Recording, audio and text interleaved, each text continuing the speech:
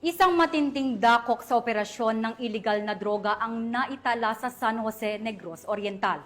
Matapos masabat ng kapulisan ang halos 41 milyong pisong halaga ng hinihinalang shabu mula sa isang high-value individual sa ikinasang buy-bust operation sa naturang lugar.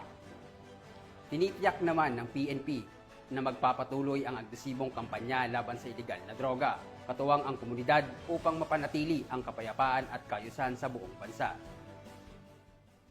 Patrolwoman Flora May Azares, ibalita mo.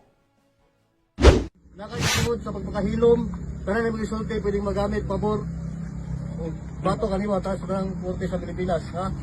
Dapat kayo katawad, bukod yung kagaling abogado, kung di ka kakuha, mahatag ang gobyerno ni Musa. Dapat kayo katawad, bukod yung kagalingon nga doktor, kung di ka kakuha, mahatag ang gobyerno ni Musa. Nakasabot ka, wala?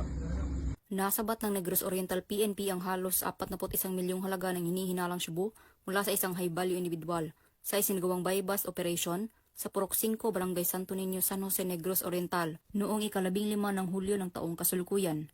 Kinilala ni Police Colonel Ronan R. Claraval, Provincial Director ng Negros Oriental Police Provincial Office, ang sospek na si alias Pau, 36 anyos, na residente ng Barangay Hamanhak, Dumaguete City, Negros Oriental.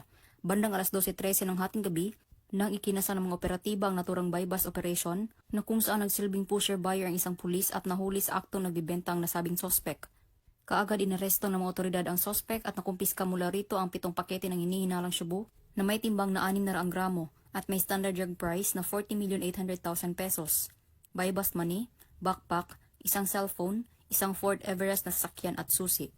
Kasalukuyang nasa kustodiya ng San Jose Municipal Police Station ang sospek at maharap sa kasong paglabag sa RA 9165 o Comprehensive Dangerous Drugs Act of 2002. As of today, the case is now under inquest proceedings and appropriate charges will be filed once the inquest proceeding is done.